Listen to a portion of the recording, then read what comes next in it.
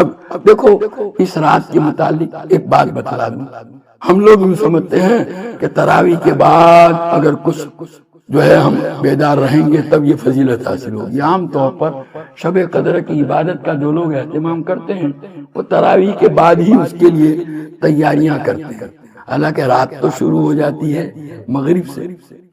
اور ایک بات یاد رکھو کہ مغرب کے وقت آدمی فریش ہوتا ہے ایک دم۔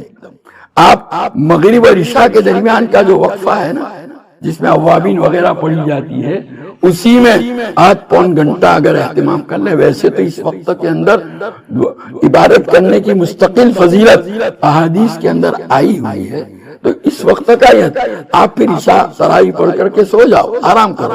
اور آج کل تو گرمی کے زمانے میں رمضان آئے گا تو رات بھر جاگنا بھی کوئی مشکل نہیں ہے، 2-2.5 گھنٹے میں معاملہ نمٹ جاتا ہے۔ تو بہرحال میں تو آپ کو ایک گر بتلانا چاہتا ہوں شب قدر کی وصولیابی کا، اور بزرگوں نے لکھا ہے رات کے اندر 2 نمازیں آتی ہیں، مغرب اور عشاء۔ فجر تو دن کی نمازوں میں، تو اب ہر آدمی کو چاہیے کہ مغرب اور عشاء کو جماعت کے ساتھ پڑھنے کا اہتمام کریں۔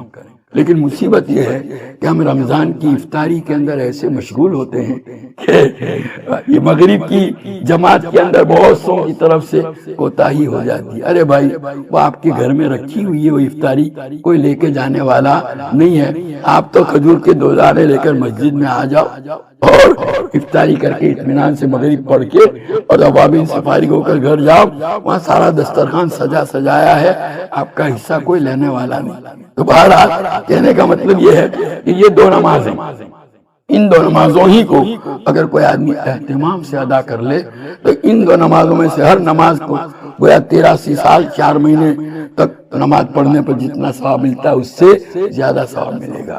دوسرا گر بتلا، حدیث میں آتا ہے کہ نبی کریم صلی اللہ علیہ وسلم نے ارشاد فرمایا کہ کوئی آدمی مغرب کی نماز جماعت کے ساتھ پڑھے تو اس آدھی رات کی عبادت کا ثواب ملتا ہے، اور اگر ساتھ میں فجر کی نماز بھی جماعت کے ساتھ پڑھ لے تو پوری رات کی عبادت کا ثواب مل جاتا ہے۔